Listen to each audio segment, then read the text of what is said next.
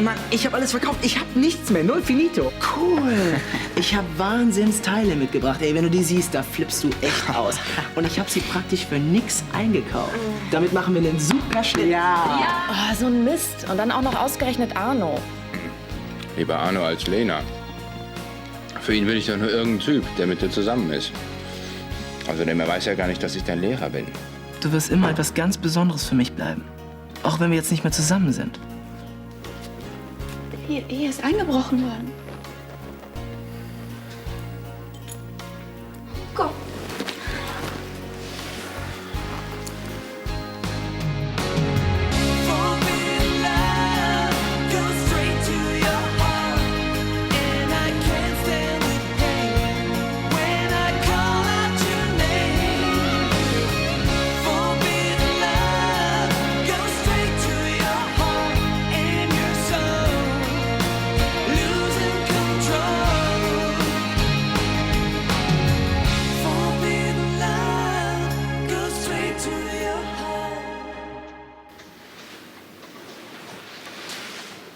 Dass das nicht wahr ist.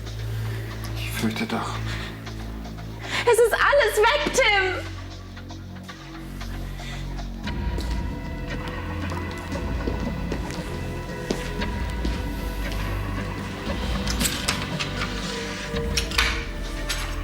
Ich rufe die Polizei. Meine Fotoausrüstung, die stand auch hier. Gott, warum mussten wir denn auch weggehen? Scheiße!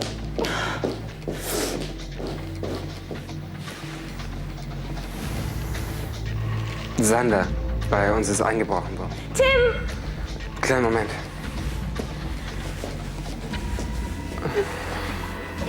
Der Tisch ist auch weg. Oh Gott. Oh Mann.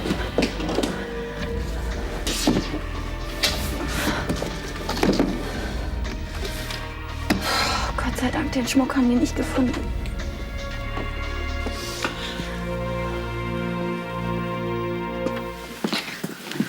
So, ja. Erzähl mal, wie fühlst du dich jetzt, wo Ramon wieder da ist? Okay. Ah, okay. Mhm. Ist das alles? Wir sind gute Freunde. Da ist also kein Prickeln mehr oder sowas? Die Zeiten sind vorbei. Komisch, ich hatte einen ganz anderen Eindruck, als ich euch beide so gesehen habe. Na gut. Als er plötzlich vor mir stand, ist mir fast das Herz stehen geblieben. Bist du nun zufrieden? Würdest du es denn noch mal mit ihm versuchen? Kommt nicht in Frage. Das Kapitel Ramon ist für mich endgültig abgeschlossen. Und wenn er auf dich noch mal zukommen würde? Keine Ahnung.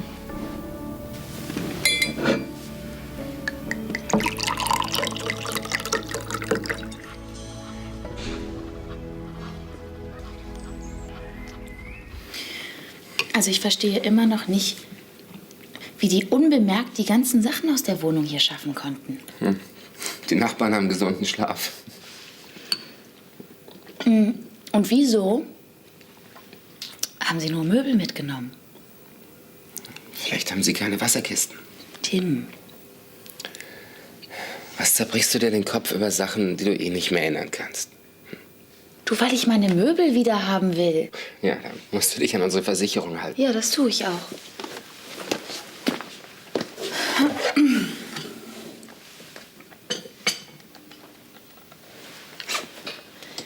Sander, guten Tag. Es geht um meine Hausratsversicherung. Ich möchte einen Einbruch melden. Ja, ich warte. Sander, guten Tag, ja. Ich möchte einen Einbruch melden. Die Nummer des Versicherungsscheins kenne ich nicht. Wir haben die Versicherung erst neulich abgeschlossen. Ja, Tim und Julia. Okay, ich warte. Ja, Sander, es geht um einen Einbruch. Vor ein paar Tagen haben wir den Antrag losgeschickt. Was? Danke, ja. Was ist los? Die hat gesagt, Was? dass wir überhaupt nicht versichert sind.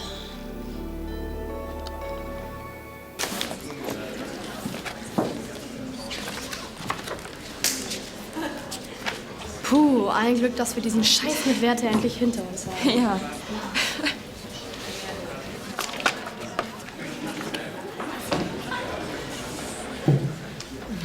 Nein, was will die denn hier?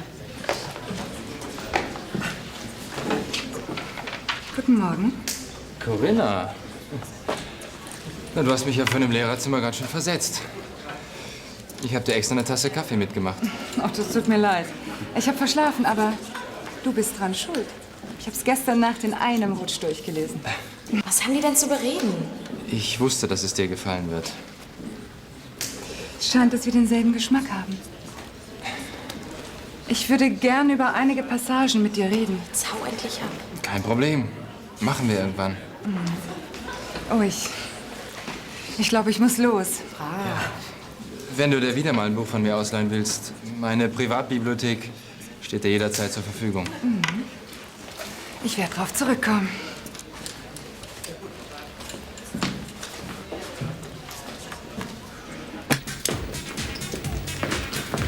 Ich bin weg. Ciao. Hey, prima Service. Da machen wir uns in der Küche. Okay. Hey, Alter, setz dich. Ja. Arbeitsfrühstück. Prima Einfall. Und? Wie ist das Geschäft während meiner Abwesenheit gelaufen? Ah, super. Ich sag dir, der Rubel rollt. Ich habe so neue Absatzmärkte aufgetan. Super. Lass uns später darüber sprechen. Ich würde jetzt erstmal gerne einen Kassensturz machen. Hast du die Einnahmen notiert? Ja.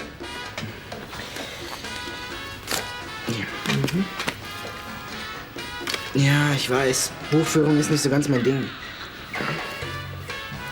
Warte, das Geld.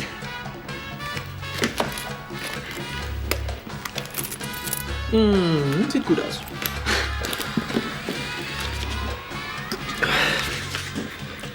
Also deine Klaue ist ja wirklich unter aller Sau. Hey, das ist doch Absicht. Falls uns das Finanzamt auf die Schliche kommt, können die unsere Geschäftsunterlagen nicht lesen.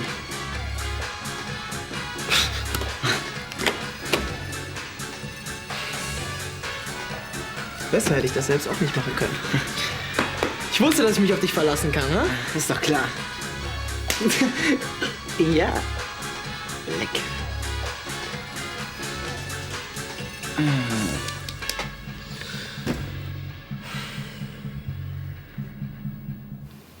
Ich verstehe das nicht. Meinst du ich? Du hast den Brief doch abgeschickt, oder? Was soll das denn jetzt heißen? Natürlich habe ich ihn eingeworfen. Am selben Abend noch mit den anderen zusammen, bevor ich zu Arno gegangen bin wegen dem Job. Warum ist er dann nicht angekommen? Was weiß ich, vielleicht hat ihn die Post verschlammt. Oder die Versicherung will nicht zahlen und sagt jetzt, der Antrag ist da. Keine Ahnung. Mann, wenn du wenigstens die Tür abgeschlossen hättest. Mein Gott, das waren Profis. Die wären auch reingekommen, wenn 10-mal abgeschlossen wäre. Außerdem hättest du ja auch dran denken können, oder? Ach, jetzt bin ich wohl noch dran schuld. Nein. Dann wären wir bloß nicht zu Tanja gegangen, aber du wolltest ja unbedingt. Oh, war das peinlich, wie du an der rumgemacht hast. Ich frage mich sowieso, wenn du auf so einen Typ Frau stehst, warum hast du mich geheiratet?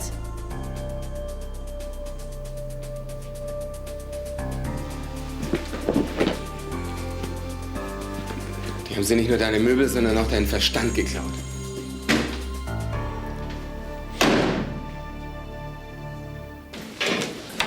Soll ich dir was vom Kiosk mitbringen? Oh, ein Schokodrink wäre nicht schlecht. Ja, geht klar. Danke. Und sei nicht so streng zu ihm. Sonst drückt er uns morgen den Test auf.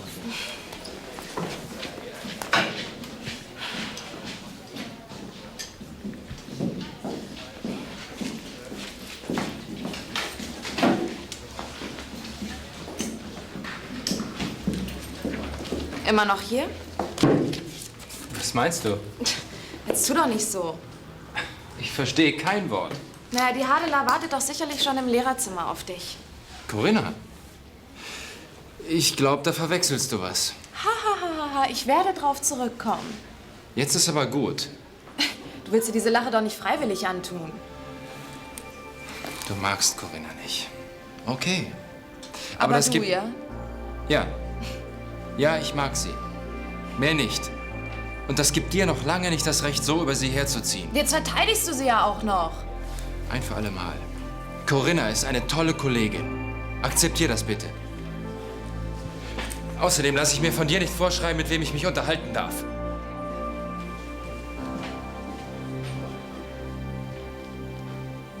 So, dann zeig mal, was du noch so mitgebracht hast. Hier. Das wird der Renner.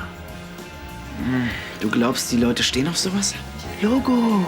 Damit bedienen wir die Altersklasse um die 40.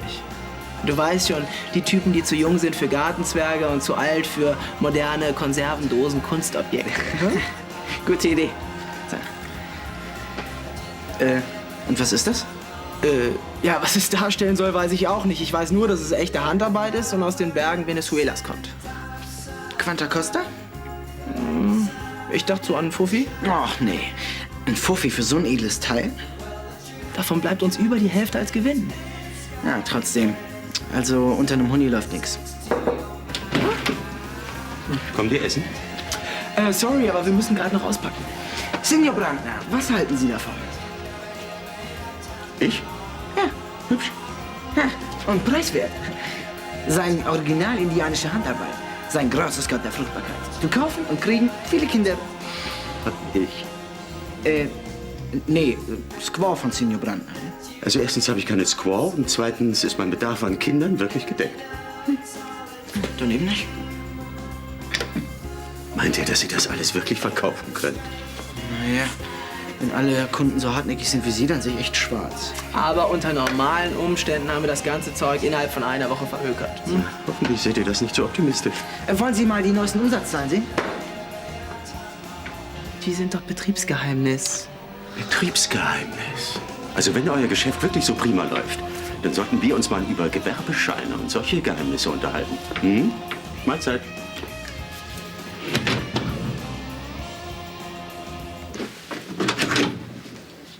Anna. Tut mir leid. Ich meine, wegen der Geschichte heute Morgen. Anna. Frau Hadler. Guten Tag. Gefällt Ihnen Pauls Unterricht schon so gut, dass Sie jetzt nachmittags vorbeikommen? Ich glaube, Anna ist aus dem gleichen Grund hier wie du. Sie will sich ein paar Bücher ausleihen. Ja. Ja, ich wollte unbedingt noch was aus der Sturm- und Drang-Epoche lesen und Hat sie mich nach einer Empfehlung gefragt. Ich habe gerade frischen Kaffee gemacht. Möchten Sie vielleicht eine Tasse? ich weiß nicht. Ich will ja nicht stören. Ich denke, Anna hat sicherlich kein Interesse daran, sich mit uns über Literatur zu unterhalten. Ach, das würde ich so nicht sagen. Ganz im Gegenteil. Ich nehme Ihre Einladung gerne an.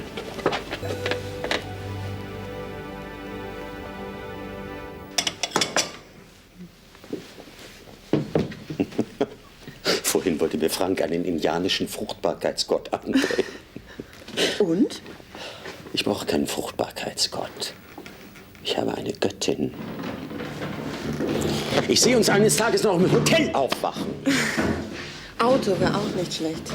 Was ist denn da los? Sieh doch mal nach. Damit mir die beiden doch noch was andrehen. Nein, danke. Hi. Hi.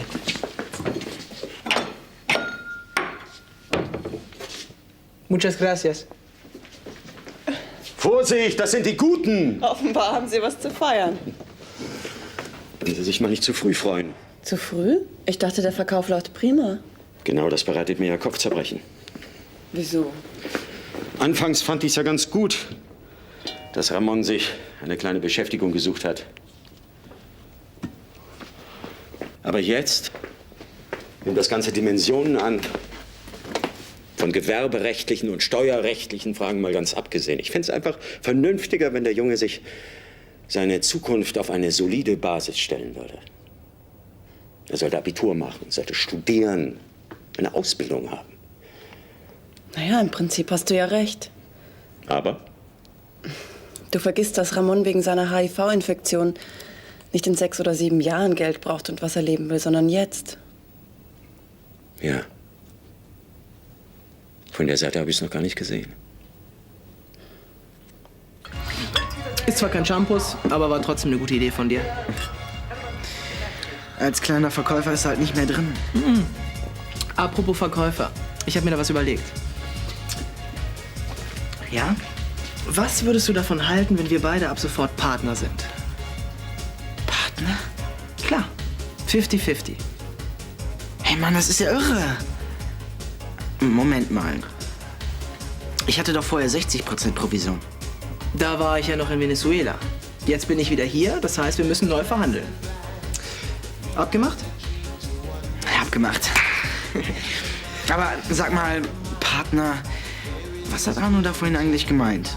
Von wegen Gewerbezeugs und so. Irgendwelche bürokratischen Hindernisse, die ein junges, aufstrebendes Unternehmen wie uns nicht zu irritieren brauchen. Ja, aber damit das klar ist. Ich habe keinen Bock, im Bauausland zu schlürfen. Meinst du ich? Arno hat das doch nur gesagt, weil er will, dass ich wieder zur Schule gehe. So, dieser Spießer. Ist er nicht. Dann willst du noch mal zu Penne gehen? Denkst du, ich bin bekloppt? Schule, Bund, Studium und dann erst richtig Geld verdienen? Ohne mich. Bund? Wieso? Ich habe doch einen deutschen Pass. Meine Mutter ist doch Deutsche. Ach ja, stimmt ja. Wie heißt die eigentlich mit Mädchennamen? Nö, sag schon. Maria Leopold. Na, wenn das so ist. Willkommen daheim, Ramon Leopold.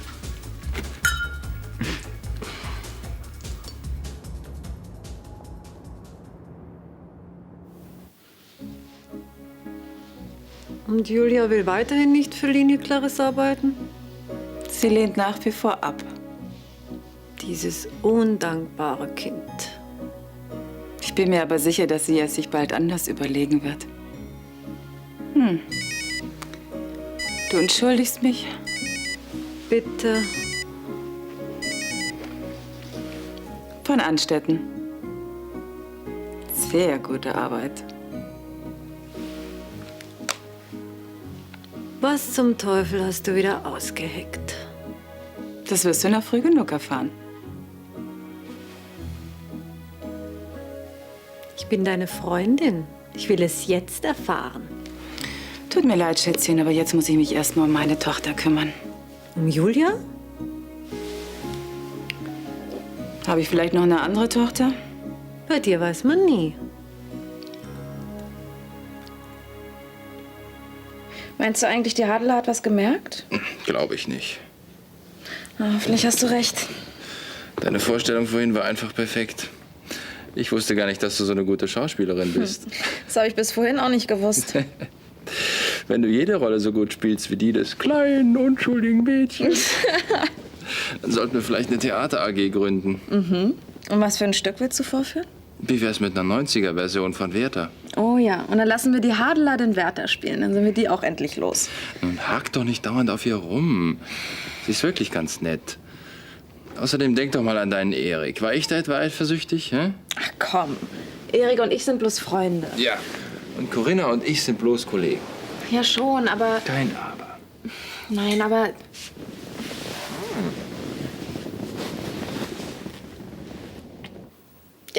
Papa, es ist alles weg. Bis auf den Schmuck. Die Versicherung. Papa, entschuldige, ich muss zur Tür. Es ist Tim, ja genau, der hat immer seinen Schlüssel vergessen. Ja, tschüss. Ich komme. Hallo. Du. Hast du jemand anders erwartet? Komm doch rein. Was willst du denn schon wieder hier? Nichts weiter, ich wollte mal sehen, wie es euch so geht. Ist dein Mann nicht da? Was ist denn hier los? Wollt ihr schon wieder ausziehen? Bei uns ist eingebrochen worden. Eingebrochen? Das ist ja furchtbar. Euch ist hoffentlich nichts passiert. Nein, wir waren bei Tanja. Und was sagt die Polizei? Dass es auf jeden Fall Profis waren. Vielleicht eine Bande, die Sachen nach Osteuropa schickt. Also Zustände sind das heutzutage. Nur gut, dass ihr vor dem Einbruch eine Versicherung abgeschlossen habt. Ihr habt es doch schon gemeldet. Irgendwas nicht in Ordnung? Die Versicherung zahlt nicht. Ja, dann verklagt sie. Das ist nicht so leicht, denn die Versicherung behauptet, der Antrag sei nie dort angekommen. Naja, wir sind nicht versichert. Verstehe. Reichen 20.000 fürs Erste? Wir brauchen dein Geld nicht. Keine Angst. Es ist auch nicht als Geschenk gedacht. Betrachte es einfach als Vorschuss für deine Tätigkeit bei Linie Clarisse. Aber ich habe doch abgelehnt. Du, der Job ist immer noch zu haben. Und sei mal ehrlich, du willst doch nicht die nächsten Monate zwischen Kisten und Kartons leben.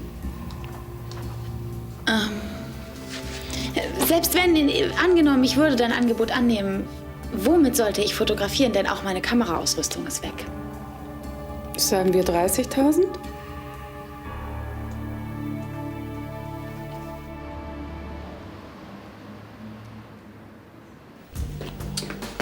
Morgen. Morgen und tschüss.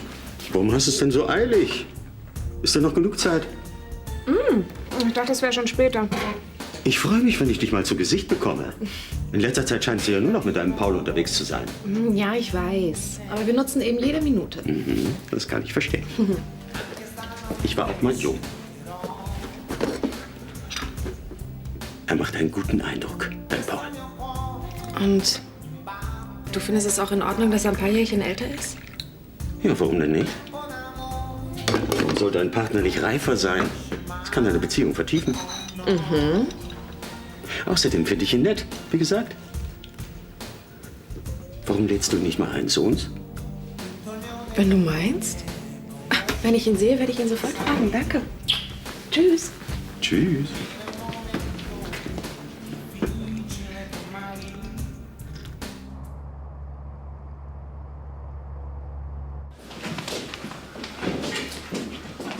Ist Herr Schöner nicht da? Sehen Sie ihn hier vielleicht irgendwo? Ihr Ton gefällt mir nicht. Ja, mir gefällt an Ihnen auch so einiges nicht.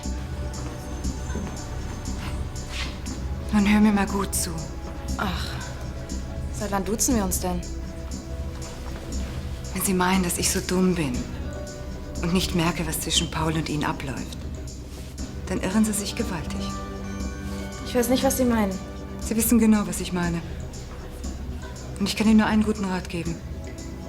Lassen Sie Ihre Finger von ihm. Sonst... Was sonst? Sonst bekommt ihr Paul eine Menge Ärger.